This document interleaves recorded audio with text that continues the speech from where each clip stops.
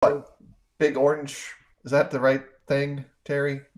Is that the appropriate? Well, we're kind of go average orange at this point. I don't think we're that big anymore. But Right. Hey, everybody, we're about to start and do our thing. Welcome to Do the Work with a special guest, which we'll introduce in just a second. But if you're going to join us in our conversation today, maybe catch it a little bit later, we're going to be discussing the work of an evangelist, the work of preaching, the work of teaching in the larger space of our relationship together as Christians, congregational work. We've got kind of a unique thing that popped up as an opportunity this week in that we have Mark Copeland, who I have known his family for quite some time. And I'll sometimes comment that I think on Sunday mornings, the work of Mark Copeland does more preaching than any single preacher anybody knows. And I think I will argue that one till the end of the days, if need be. I think that's a factual statement, no matter what Mark will say after this. But that's my opinion, and I'm sticking to it. Mark, how are you doing today? I'm doing very well, thank you. I would like to say, request, if you will, people out there might keep my daughter Georgiana in your prayers. She has suffered a lot over the years. She was in the hospital 177 days last year and quite a few days this year. And this Friday, she's got surgery regarding a shunt that's in her brain that's not functioning properly. But she continues to remain strong in her faith, but certainly want to appreciate anyone, as they think of her, to please remember her in their prayers. Yeah. Thank you. Well, absolutely. And we'll make sure to make note of that at the end of our time together as well, so that at the top of the hour, at the end of the time, we can certainly emphasize that. Terry, how are you doing? I'm doing great. I'm just preparing to come and visit you in the flesh. Oh, a little nervous about that. I think actually Terry should be more nervous about that. They're supposed to be arriving here soon. The good news is tonight we have a Do the Work sleepover, right? The bad news is it's my first time to actually meet your wife in the flesh. I'm a little anxious about that. It could be dangerous for you. I think you should be a little bit scared. I think you might want to come prepared properly. Well, I don't even know what that means. Like, I can't even come more armed than Jill is just because she's in your house. So I don't even know what that means, to be honest with you. That's probably a fair she's comment. Married to the tactical preacher. That's a factual statement. Everyone should probably recognize, you can take it as it means to your own content. But let's dive in a little bit. We've got a chance here to have a unique conversation. Mark recently noted that I think it's 30 years of his labors represented in Executable Outlines. And I know in conversation with evangelists, teachers, preachers, elders, members of the body of Christ, and believers in general, I would say that a lot of them are fairly familiar, at least with Mark's name, and more than likely at some point or another have sat in a sermon or a Bible class where openly or less openly Mark's work has influenced that class in some way. And so it's a good chance to kind of talk about things, and we'll see how it goes. Mark, why don't you tell us a little bit to begin with about your work in general, and then narrow the focus to how Mark's, as an evangelist, work changed from Mark preaching the gospel locally to Mark putting the work on the internet. How do we go from one to the other? Well, I was very blessed to have parents who brought me up in the nurture and admonition of the Lord. My dad was in the Navy for 20 years, and during that period of time, he was a medic in the Navy. We had a year and a half over in Taiwan, but I was 11 at the time, but I was encouraged by the example that he set. He would go out on Sunday with the aid of a translator and try to share the gospel with people on the street. And when I saw the commitment of my parents, it certainly helped me to appreciate that their faith was something very important. And it certainly encouraged me to check into it very carefully, so that, when I did obey the gospel and become a disciple of Christ, I was blessed very early on to be in a congregation where there was a preacher. His name was James Drury. Also been Shropshire before that. And these were men, and there were other men, Al Craig, and I had the opportunity to work some time with Almond Williams, Robert Harkrider for 5 years. Just blessed to be around gospel preachers, brethren in Christ that really were very encouraging and uplifting. I was kind of hesitant to get involved with a computer when they first came out. The young man that was working with me at the time, that many of you know, Steve Rudd. He worked with me for a year in a preacher training program, where it was really two younger preachers working together than me training him. But he came in one day with a Commodore 64, and he said, "Mark, I want to show you something." And I'm thinking, "Steve, why did you spend money for that? You should be spending it on books for your library." Amen. But he wanted to share with me his first sermon outline that he had prepared on his Commodore 64. And of course, that is a command line, like DOS is. And he typed the name of his sermon to try to bring it up, and he gets the error message, "Sermon not found. Sermon not found." Well, I said, "Steve, I want to show you something." I turn around, pull out my filing cabinet, pull out a folder, the sermon found. And so I was very resistant, but wouldn't you know it, a year later, after I had moved away, went to Leesburg, I bought a Commodore 64, and exactly the same thing happened to me. We had just simply named the sermon improperly. But when I got a computer and then learned about bulletin board systems, private bulletin board systems, because at that time people couldn't connect to the internet unless you were in the military or you were in a university. But local bulletin boards, I learned, well, you could upload files and share, and so that's where I started the Executable Outlines, just simply trying to share in some sort of electronic form sermon outlines that I'd put together. And at first I would simply mail those out on a floppy disk to anybody give me their name and address. And by the time I got to Bumby, we're working together with Robert Harkrider. Of course, Brother Harkrider, his wonderful work that he's done and his workbooks and stuff like that. Of course, he uses the printed press, so to speak, whereas I was thinking, but someone with a computer and a modem, they could become a self-publisher with worldwide distribution through the internet. And so I began thinking in terms of trying to, when I was putting together sermon materials or Bible study materials, to consider first uploading them to local bulletin boards, but as soon as the internet became available to the common person through services like CompuServe and Prodigy and things like that, I quickly got online and was able to set up a website that has become what it is, today. But because I got started very early, there weren't really a lot of other people online at the time with websites related to sermon outlines. So a lot of other people getting online would link to my website. And you know how these search engines, factor in who to list number one, number two. It's based upon how many links to websites. So because it got started early, more than anything else, I think increased the popularity of the website. And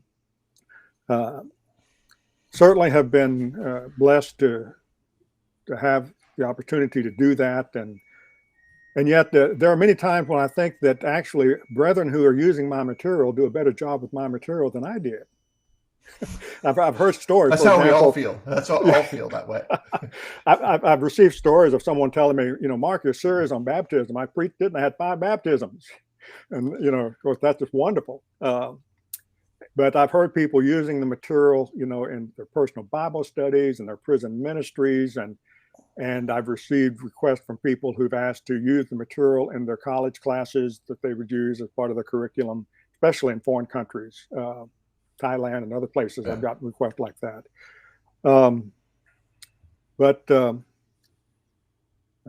It certainly has been a blessing. It's somewhat of a humbling experience. One reason why my outlines are so detailed is because I want to be sure people understand what I'm trying to say. I've started uploading PowerPoint sermons, which for the last 5 or 10 years, I've pretty much been using PowerPoint to prepare and present my sermons, which I really like. But they're not as detailed as the outlines are. And so I sometimes question the value of the PowerPoint sermons when you're uploading those compared to detailed outline. But maybe they give people some ideas for the sermons on their own.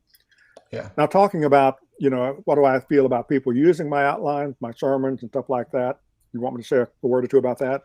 Well, yeah, I mean, we'll get into that too. Let's pause for a second because Sure. that, like I said before, that was like one of the most common pre-questions that I had received was the various components of what does Mark think about people using this material, and it kind of splits into two areas. But that transition from the Commodore 64, as a young lad, I had a VIC-20, then a Commodore 64, then an Amiga 500. And I used those computers not in that regard. I used them to play Defender. I used them to do some homework. The cartridges and the cassettes, I wrote some code. And I think it was a normal experience for kids roughly my age and generation.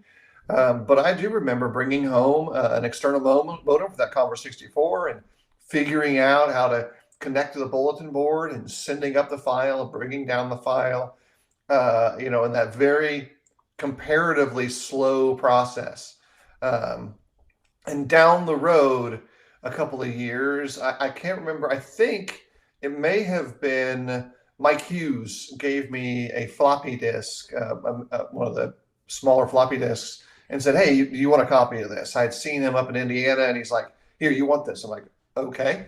That was early internet era. Like that was when AOL, CompuServe, Juno started taking over the conversational space on the internet. And then it was shortly after that Steve had his website up in Canada. You had your stuff going. For a long time, I maintained a website that was fairly active, probably more so than one would think because it was new. It was one of the first ones that were available. And if it's the only thing out there, then that's it. You're an early adopter and it's popular. Every social platform functioned the same way. And so that influenced preachers. Like for a long time, you had recommended a book that I used early in my work to figure out how to better organize my thoughts. Bravo's work, How to Prepare Bible Messages. And by the way, I've said this before, if you read that book and then you look at Mark's outlines, it's an A to B conclusion. The methodology that Braga recommends in the book is exactly what Mark has used for 30 years of his outlines with very little deviation. It's like, you want to know how Mark does what he does? Read that book because it's exactly what he's doing. Which leads us to the question of, like you already kind of hinted, how do you feel about the folks who have taken your work, which is an extension of 30 years worth of evangelistic work, and preaching from the pulpit and teaching from the Bible class, or in general? And you can answer both of those kind of area questions on the legality or the citation side of things, but also talk about the emotional side of it and how you feel about that. Okay.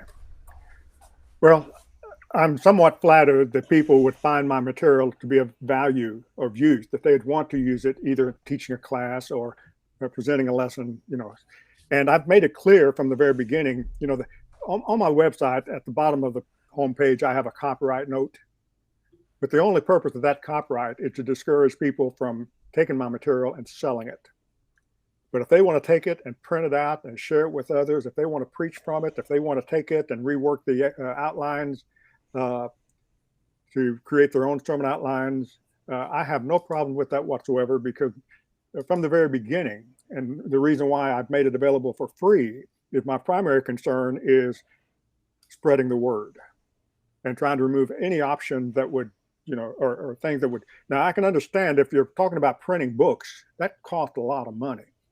But when you create something digitally, once you've created it electronically, it doesn't really cost any money to share with anybody else, And so for that reason, I've been very happy with people. Now, I sometimes joke about, or tell a little joke, if you will, about using my material, because I've actually had some brethren tell me that they were traveling, visiting another congregation, and some young preacher maybe or person got up and said, "Now this sermon is by Brother Mark Copeland, Executable Outlines. I'm going to preach his sermon."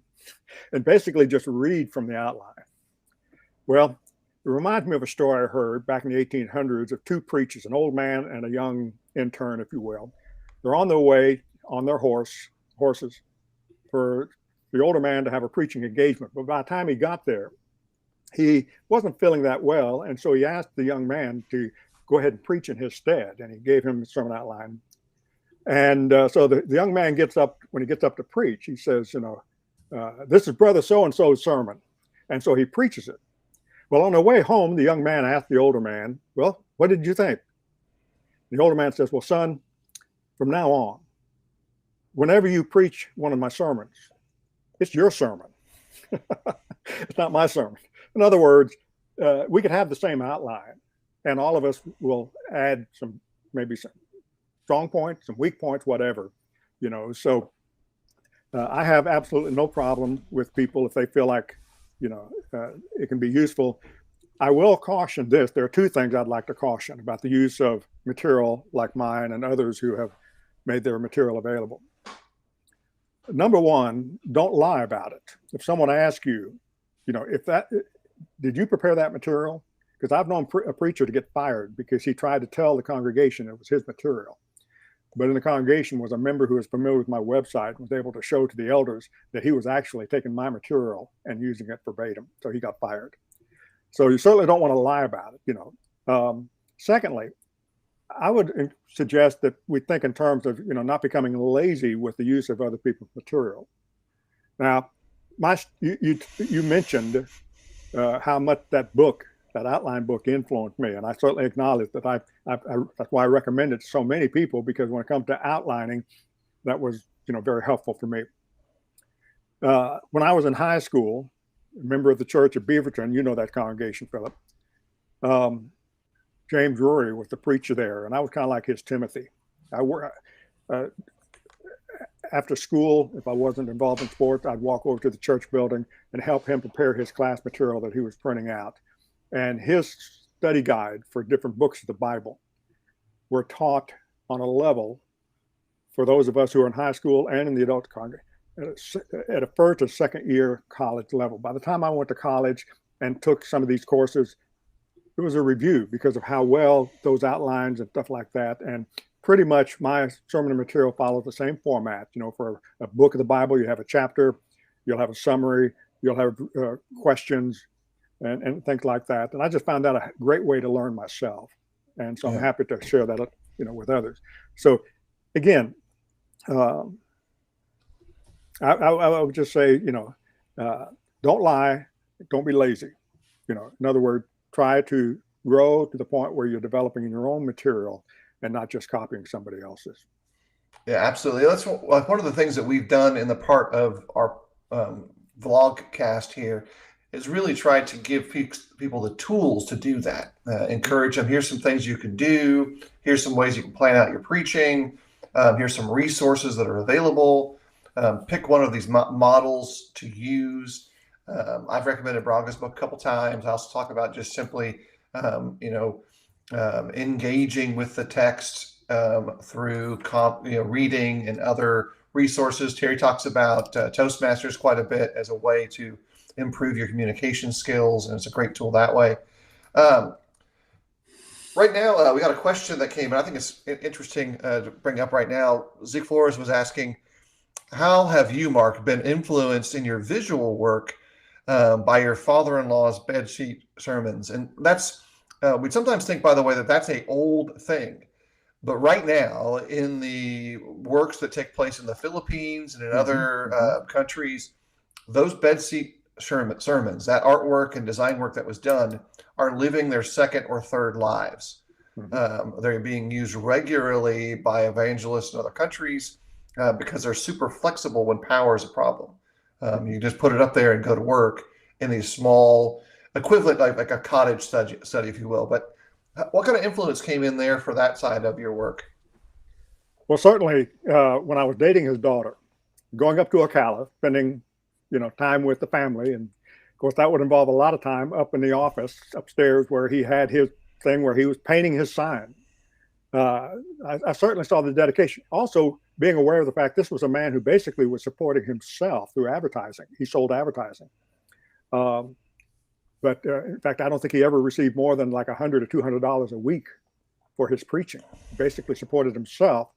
But those chart sermons, I know he did over 300 of them because I have photos of those on my website. But I believe he hand painted over 5,000 of those because he sent them. He would send many to preachers in the Philippines or in Africa, things like that. Now, of course, that was about the time that overhead transparencies were being used. PowerPoint hadn't come out yet. But I was so thankful that, overhead transparencies had come out because I realized how much time it took to paint those charts. And he was, I dated his daughter for 2.5 years before we got married. And I think part of that time was he was kind of hoping I'd follow in his footsteps. And until I did, he wasn't going to really accept me. I'm just joking. But because I, great admiration for that man. He preached into his 90s. We had a sermon series at Fortune Road where we invited old preachers to preach.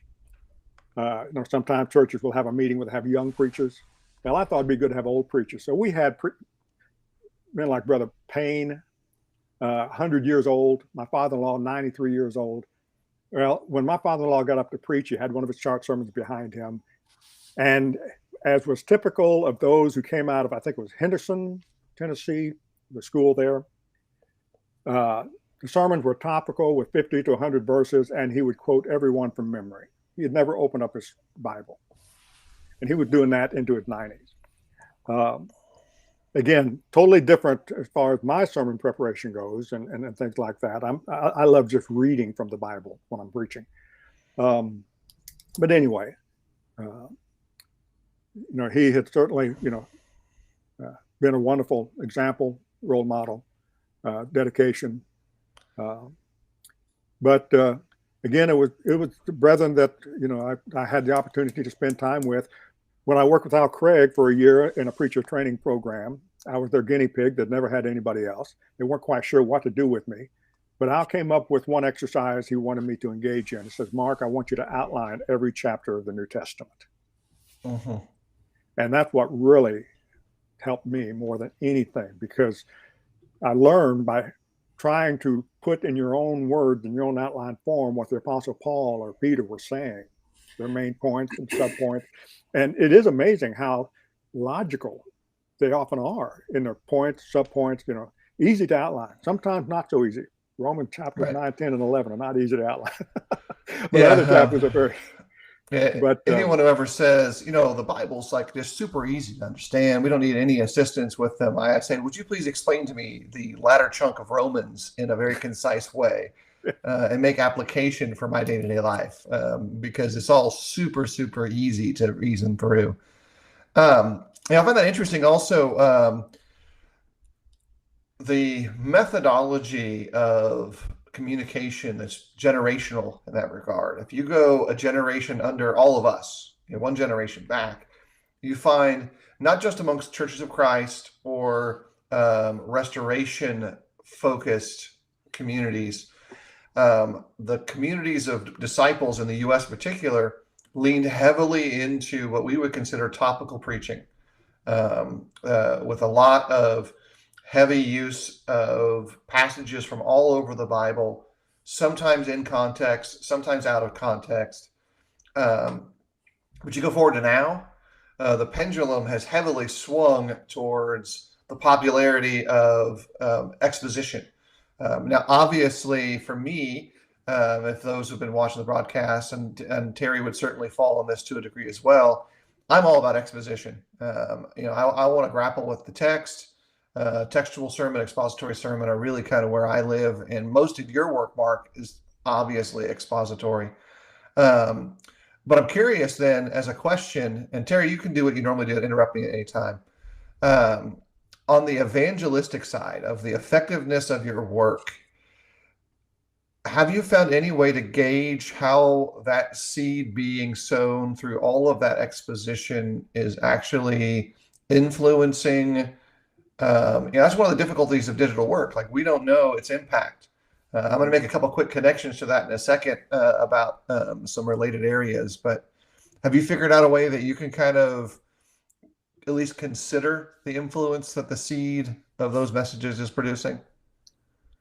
Other than, every now and then I'll get a nice email from someone who's sharing with me, their appreciation for the material and how they use it and how it's helped them in their ministries. And, but that's anecdotal, kind of data I have kept a record of how many visitors the website has had over the years. But that, of course, a lot of time could be just someone visiting one time and walks away not liking what they've seen. But Jesus said to his apostles there in John chapter 4, one sows and another reaps. There have been times when I have sown, and there have been times when I have reaped where others have sown. But I would probably think that something like a website on the internet, we're doing more reaping perhaps than sowing. And maybe we'll never know until the day of judgment whether or not all that reaping that was done had any, had whatever effect it had. But one of the principles of doing evangelism that is very important to me, and that is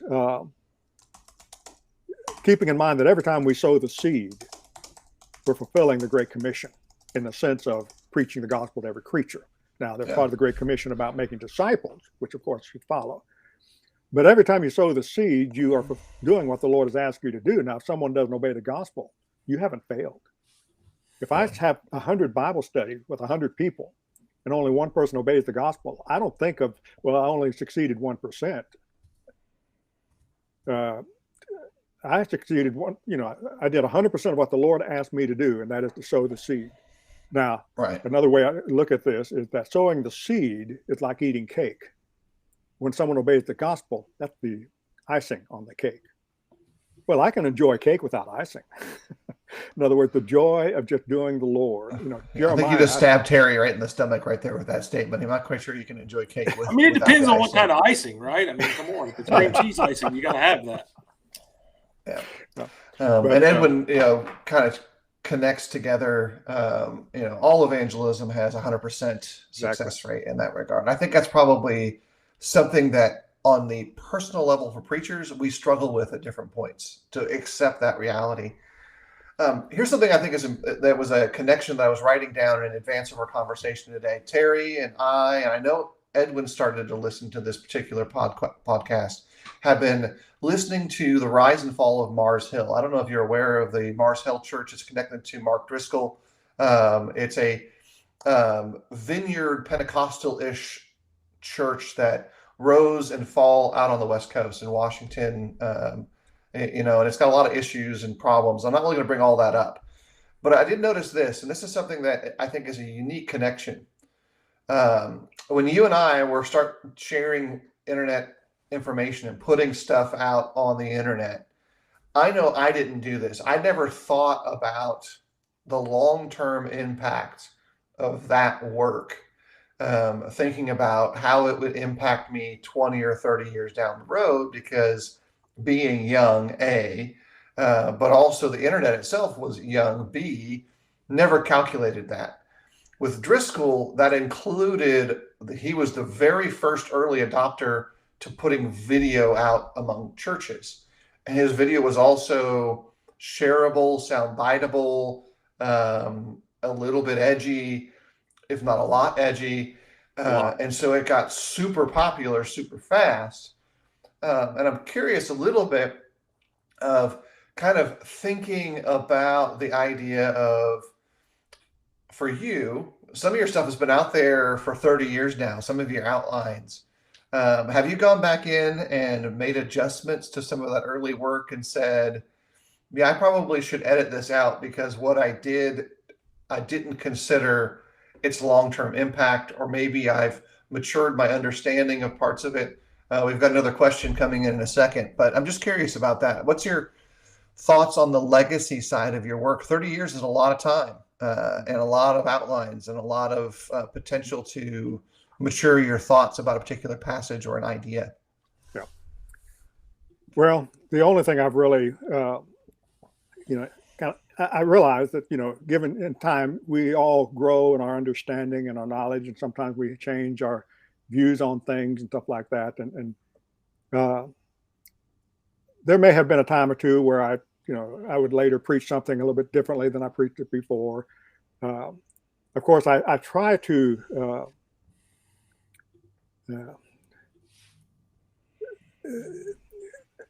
I try to make sure that people understand that my outlines are not to be taken as the Word of God. And I like to encourage people to apply what we call the Berean test. Don't believe something simply because I've said it or someone else has said it. Be like the Bereans when Paul came to town. First of all, they listened to him with all readiness. In other words, they gave him a fair hearing. They listened to him carefully. And then they searched the scriptures daily to see whether or not what he was saying is true. I couldn't ask for anything better than that, for someone to consider whatever material they see online from me and at least try to understand what I've said. But before deciding whether it's true or not, read the scriptures. Make sure that I properly use those passages in trying to make a point or things like that. Because again, for me, the focus is trying to get the word out, not trying to get Mark's ideas out. I want people to get into the word if I can. Yeah, that's a unique challenge. Terry, do you have something to throw in there before I start talking over the space? You've just been sitting there so patiently waiting to stab.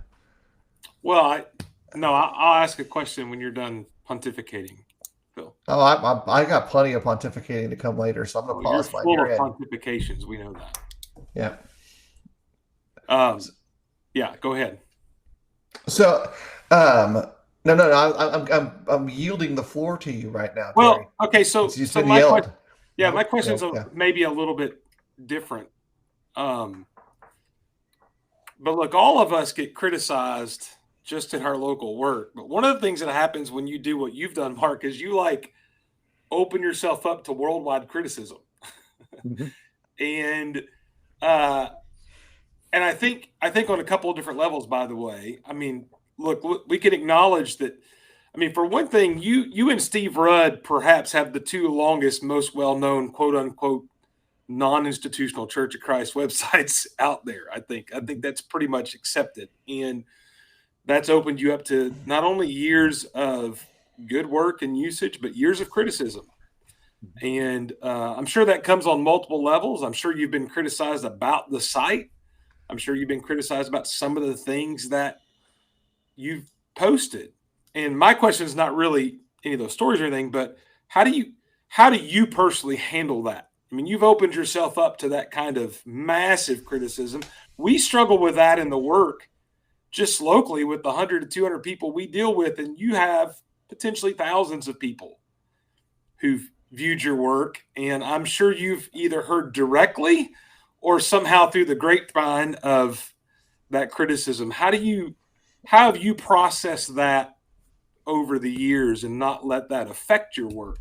Because I got to be honest, if I'd received a ton of criticism, my site may not be up anymore, and yours is still there, and you've not really gone in and changed any old outlines that we know. So how do you process that? I think that's an important thing for all of us to understand, maybe to help us in the same area. Well, maybe being hard of hearing has some help in that regard. But seriously, the only time I've really received any kind of criticism has been in the form of an email. And there was this one guy who was a denominational preacher. He was really upset with the sermon outline that I had from the book of Acts, where I was really hitting hard on baptism.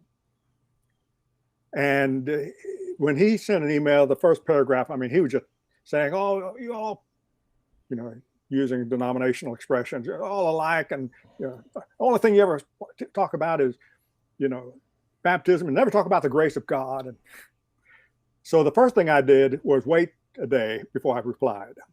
I don't immediately reply. I want time to calm down, think about it. and then try to find something about what he said that I can use as a way of trying to help reach to him. And in this particular case, I first started out by saying, I can understand why you reacted that way to that particular sermon, but please keep in mind that this was a sermon in the midst of a bunch of other sermons where I was trying to go through and just see what the book of Acts, or the examples of conversion, what does it tell us? Well, in every example of conversion, a reference is made to baptism. So yeah, it's going to pop up again and again. Well, he actually wrote back and apologized for the way in which he had, because again, a soft answer turns away wrath. Proverbs 15:1. That has worked in business for me. It's worked in family. It worked for brethren, and email. It does the same thing. And so he apologized. He did say, I have to confess, Mark, I've been spending too much time watching these talk shows on the news channels where they have the debate going back to Crossfire, I think it was. Yeah. So I've been watching. I'm gonna amen his comment there. Everybody spends way too much time doing that.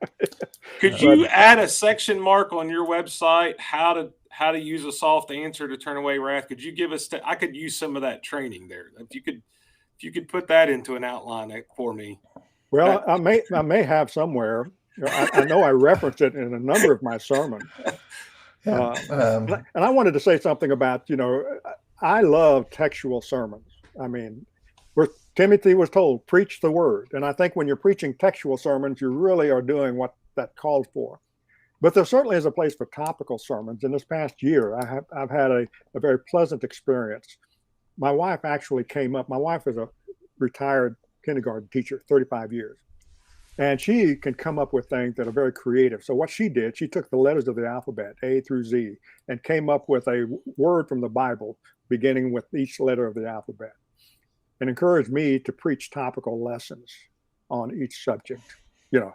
So like blessed, confession, delight, getting into the hardest one's going to be when you get to X, because the only name or only word in the Bible that starts with X is Xerxes, who was, Persian king, whatever. But what I've been doing with each of those words is a topical lesson. Now, there's just PowerPoint. I haven't done the outline portion. And I'm still debating what I'm going to do about, shall I just upload the PowerPoints of those particular, they're not detailed, but they might give people some ideas for sermons. But again, I just haven't had the brunt of the kind of criticism that you would expect. And I don't know why. Maybe because it's not, before the only way to communicate was pretty much through Brotherhood publication. Right. And of course, Brotherhood publications would have to allow both sides to be said. And so people would want to have, if they read something they didn't agree with, they wanted to, have an article written and published in that publication. Whereas no one has, perhaps approached it like, Mark, you said something on your website I don't agree with. I want to disagree with you. Well, of course, my answer would be, well, get your own website. That's a simple solution. Yeah. But seriously, my focus again is to try to encourage people to get to the word. And certainly I'm happy to entertain criticism, through email and stuff like that. And try to answer if I can. And there are times when I've learned from what people have shared with me, some ideas. And so, go ahead. But let me get a couple of questions. First, to Edwin's question about he got here late. Yes, right. You did. Go back and listen, because we're not going to hit that again. So, we became good friends, by the way, on Facebook. You and Edwin? No, I'm sorry, not Edwin. I'm talking about this guy, this preacher, preacher. Yeah. So we continued a discussion over all aspects of Calvinism, and I wasn't able to convince him at all. But we at least held the conversation in such a way that we're still connected. Who knows, maybe one day we'll have the opportunity to study again. Well, I knew you could be talking about Edwin because he's not a good friend. But anyway, kidding. I mean, although I am going to Tampa, and he left town to not spend time with me, so that's a true story. It's a move on his part. It is a move. We had a question you were probably going to get to. I think Zeke asked, Mark, what's your study method for preparing a sermon, and what point do you use other commentaries or preachers' works? And then he wanted to know what Bible study software, if any, does he use? So there's only one answer to that last question, by the way. There's only one correct answer to the Bible study software. Okay, let's start with that. What Bible software do you use, if any, Mark? I began with eSword years ago. Because it was free. It was free, exactly. Yes. But about 15 years ago, I decided to switch over to a completely, as much as I could, a completely digital library. I used Logos Bible software. And power to the people. You're among friends here. And I will say this: any preachers who come by to visit me, they come into my office. They can look at my physical library, and if they see books that I happen to have available in my Logos software, I'll give them the book, because I dread the idea, Lord willing and the brethren willing, I plan to stay at Fortune Road for another 30 years, but I dread the idea of having to move with books. Yeah, the entire current student population of Florida College is going to be asking for your address at some point. I think there's a number of those young preacher kids who are Luddites. Well, and want books. Behind me is all Edwin Crozier is ready to come over. Is all the books that I own, Mark, and over half of those are from my father, who died when I was 16. And so there's far more sentimental value in what you see behind me than usage. And so unlike you're not allowed to come and take any of my books because of that, but they'll be given to my children. But we're all Logos guys. I tell you real quick before we get to the rest of that question, I got eSword because one of the two developers lived nearby where I first started preaching, and my wife met his wife at some like pampered chef party of all things. Mm-hmm. And she came home with the CD of eSword. That's how I was introduced to it. And so like you, because it was free, I used that. Of course, you found out, like I did, and Phil would say too, that eSword only used public use resources they didn't have to pay for. That's why they were free. And so after a while, you realized you kind of get what you pay for. And that's when I switched to Logos probably 20 years ago as well. But the rest of that question was, at what point do you use other commentaries? Kind of maybe just overall describe your outline presentation. And Phil's already, or development, excuse me. And Phil's already mentioned the Braga book. He'll probably drop a link in later for that. But anyway, just kind of give us maybe an understanding about that. Well, first of all, I'd like to put in a plug for something that I feel is the most important thing academically that has helped me throughout the course of my life. And that is daily Bible reading. When I became a Christian at the age of 13, the first thing I started doing was reading one chapter a day out of the New Testament. And I do that again and again and again. By the time I graduated from high school, you could read just about any verse in the scriptures, and I could tell you what book and chapter that verse was in. I couldn't tell you the verse necessarily, but and some of that was impacted by the way in which Brother James Rory taught his classes because he was a great, he emphasized the 3 R's of learning: repetition, repetition, repetition. But for personal devotion, personal development, the practice of daily Bible reading, when I got into college, I started reading the entire Bible through each year. And I consider really, just that to be critical to my own spiritual growth and development, but also extremely helpful in being able to put together materials because hopefully by the time I decide to try to prepare some material on a particular book of the Bible or whatever, I've already read through it a number of times in the course of my life, very familiar with me.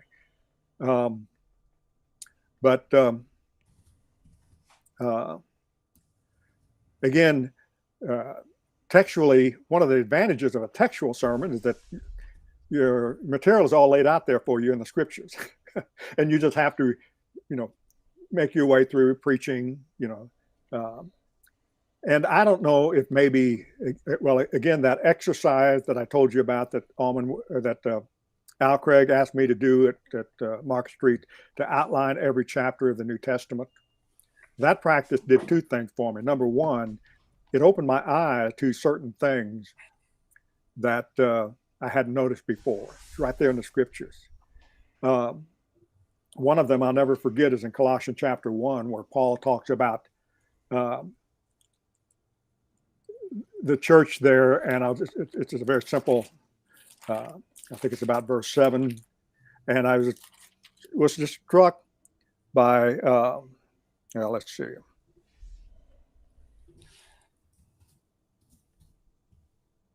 Okay, it's verse 6, talking about the gospel which has come to you as it has. Excuse me, I can't read without my glasses. As it has also in the world, and is bringing forth fruit, as it also is also among you, since the day you heard and knew the grace of God in truth. What really struck me is just a simple understanding is that if you know the grace of God, you understand the grace of God, it's going to bear fruit in your life. So make sure you understand, so with textual, lessons, of course, I basically try to outline them and then preach them as I've outlined them. Textual lessons, I have depended, especially this series I've been doing, I call it ABC lessons. The first thing I'll do in Logos, there's this particular book, if you'll bear with me just a moment, let me just load that up real quick. EBT, it's coming up here. I think, says, preparing my library, this may take time. Please wait while your documents and settings are downloaded. Oh, here we go. I'm sorry, I'll have this in just a second. Okay.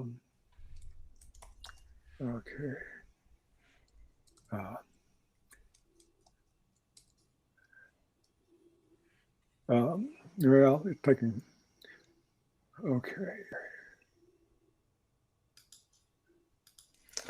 This is the face that we all make when we're working in Logos. We're staring at it and making sure that we're doing the right steps. I think Edwin said recently he had found a group, of particular theological persuasion, and wondered if they were hoping that the answers would come perfectly collated for them when they dug in the research archives of Logos. And I think we all feel that way. Like, I want to find exactly what I'm looking for, and I want it perfectly sorted right now because my library is so massive.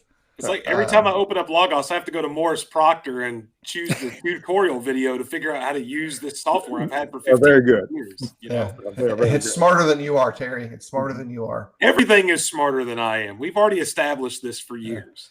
Yeah. Be smarter than the machine you seek to operate. That's a key. I'm here for my good looks and humor. Yeah. Well, half accurate. Yeah. Mark, did you find that book you were looking for? Well, not yet. Okay. Not yet. If you'll just bear with me, I know if I quickly do something here, I'm going to find it'll where pop up. Reference. Hope so. Let's see. Mark's website reminds me of one of my favorite stories of Phil. You know this guy too, Aud McKee. When I was first starting to preaching, I had the assignment of meeting with a guy every week, and this was in my internship in Nashville. And I lived with Aud's son that summer, and Aud was in the Nashville area, so I went to his house, and we had breakfast and went to his house. Went out to his 2-car garage, was where his library was. The whole library was full. I mean, the whole garage is full of that. But he fired up his computer. Aud at the time was 77 years old, by the way. Youngest 77-year-old guy I've ever been around in my life. And Aud had gone through on the old database. We're talking on DOS systems before Windows. He had database logged every sermon he had ever preached and all of his books, and he could go find a book in moments. And it just, I'm reminded of that by even Mark's story of this 30 years of his work being just on an online database is exactly what it is for all of us. That he did what Aud did, but we all get to tap into that. We all get to share in that. It's public. And what a blessing that is, just that he's put that effort over time. And I've often thought about not guys like us, Phil, but the guys that you and I have been around, I think that get the biggest value out of Mark's sermons are the guys that are part-time guys that are working 40, 50, 60 hours a week. Right. And sometimes they don't have the 8 to 16 hours to put into one sermon. And Mark's website is what really has fed a lot of those small churches where they have those kind of guys for decades. And I just want to say, Mark, while you're doing that, thank you for that, because you've helped out a lot of my friends who I know are sometimes there's some Sundays that they've had a hard week, and your website is what pulls them through. And I think that's a blessing that needs to be just verbalized on their behalf, and to be just grateful for that. Well, thank you. I want to. Oh, go ahead, Mark. Well, I was just to say thank you for sharing that. That has been something that has been perhaps one of the greatest blessings for having made the website available, to hear that I've been of some help and support to these brethren, because I have two brothers who have secular jobs and have preached for congregations on an ongoing basis, supporting themselves. Now, I don't know that either of them ever used one of my sermon outlines. I'm not sure they would admit to it if they did. You're the last place they're going to go. Both of them are actually a lot smarter than I am. Real academic. I have an AA degree. Me too. It's on the shelf back there. Yeah, that's my only degree, right there. That's right. That's it. I got that. Yeah. But my brothers have, graduate degrees and stuff like that, and they have jobs. They're important. Or one's retired now, but one is director of quality control for a hospital, University of Arkansas Hospital of Medicine and Science in Little Rock. Again, I'm just very grateful that the website has served that particular group of individuals, that brethren who just don't have the time to prepare. When I first started preaching, what did I do? I got a book of outlines by some brother, and that's how I learned how to outline a sermon to begin with. And of course, as you grow and mature, you kind of develop your own style, if you will. But I have no problem with people doing the same thing with my material. I'm honored that they find it helpful in that regard. Yeah. Here's something to think about. And Mark and I had talked about this before. Mark was instrumental in some of the early discussion groups that existed on the internet as well. He stepped back from that at one point. I think a lot of young preachers, when I was younger, participated in discussion groups like that. Those groups shift in environment. They go from the email exchanges to websites to now mostly existing on Facebook. And I think a good thing to remember is the principles that we use in interpersonal conversation, face-to-face. Those are the same principles that can make those environments great or bad. And Mark's talked a little bit about the soft answer, turning away wrath. I think it's really valuable to realize that all that's going to happen in the future is the venue for those conversations and that preaching work are going to change. 35 years ago, Mark probably had no idea that the internet was going to be what it is today. And 35 years from now, somebody else is going to be looking at Mark's work, our work, and going, well, why'd they do it that way? Who would ever put a sermon this way? Why didn't they just holograph it up onto the wall and share it straight to someone's cortex? I don't know. But thinking about our influence and our evangelism, I want to echo Terry's comment there. Mark's work has been an encouragement to me. I got to worship and be part of a congregation that included one of his kinfolk. Scott worshiped with us in Wilsonville. Mark preached for us at least once or twice on his. By the way, if you didn't know this, Mark is a tremendous photographer. It's one of his little hobbies, and I've seen some of his work. It's very good. And so he would come through on some of those photography trips, and blessing to the church there at Wilsonville, and I'm sure other places as well. And so I've really appreciated your work. He even took time on vacation to come have a meal with me and encourage me as a young evangelist. And so I certainly appreciate that. I know you've been a blessing to a lot of others. We do set a time bracket for these broadcasts, and we've kind of ran all the way over that with 3 preacher voices talking. And so right now is a good time to say, Mark, have you got anything that you really want to share with those who are interested in the work of preaching, or last comments? And then we'll let Terry talk for a second after that. Okay. Well, I did recently on my website, on the home page there, if you scroll down, I have a link to some thoughts about preachers and his work. And it prints out to about 2.5 pages. And it's just basically my thought that I am sharing based upon the experiences I've had about the blessings and the benefits, and encouraging young men to take advantage of any opportunities that they have. I preached my first sermon when I was 16. By the time I was 18, I was doing fill-in work for churches when the preachers were out of town. But especially when having the opportunity to spend time with an older preacher, take advantage of it, learn from them. They have so much to share. And in doing so, come to appreciate the fact that preachers are different, and the work the preachers do is not all the same. Some preachers are outstanding gospel meeting sermon preachers. Others are great personal work preachers. Part of the challenge to me was finding, what's your forte? What's your strength? And I like the old business saying, manage your, focus on your strength, manage your weaknesses, something like that. In other words, find out where you're strong and focus on that, but also kind of keep your weaknesses, whatever they are, from being so, effective in a negative way, if you will. Try to, but focus on, we all have different strengths and things like that. And, I'm hard of hearing. And that has really hindered me a lot in personal evangelism, especially when we're wearing masks, because I have to read lips a lot of the times when I'm, but going door to door, especially here in Kissimmee, when most of the people are bilingual, which is a wonderful thing. I love living. I feel like I live in Epcot where we live. My kids went to high school with children from 70 different countries. And I like the cultural mix, stuff like that. You learn a lot from other people, other cultures that way.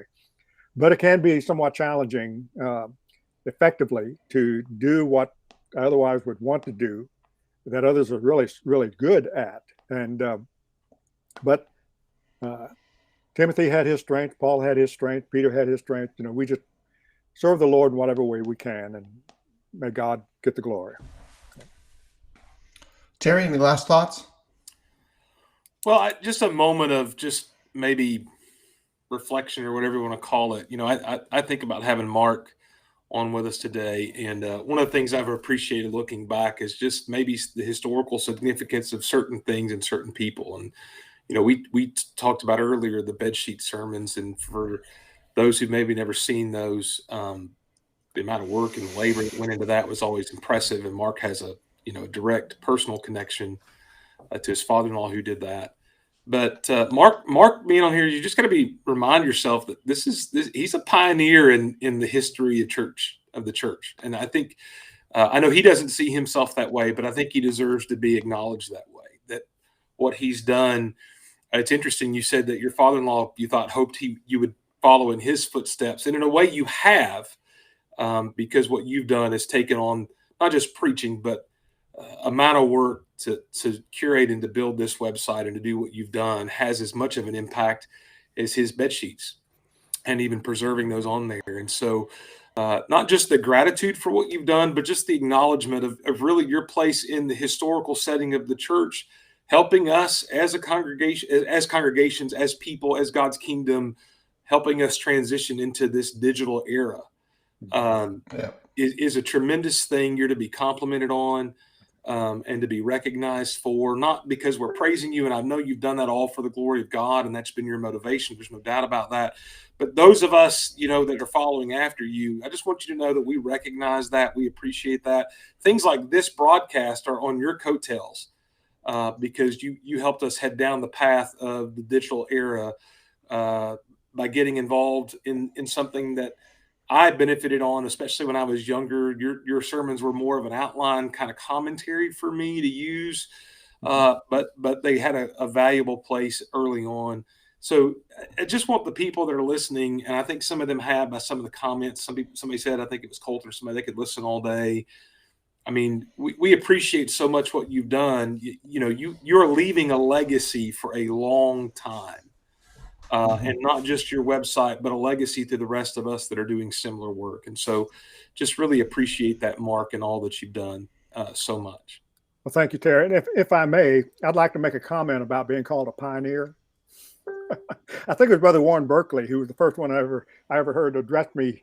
He introduced me at one of the times I was asked to speak about the internet at the lecture that I was a pioneer, And actually, I spoke twice at the lectures at Florida College on the use of the internet. The first time was pretty much, since I was the only one online at the time, sharing with others what I was doing. But 10 years later, I actually showcased what others, individuals and churches were doing, because I really felt like, imagine, if you will, a mountain man who may have been the first one to cross the Rockies and explore the Rockies and things like that.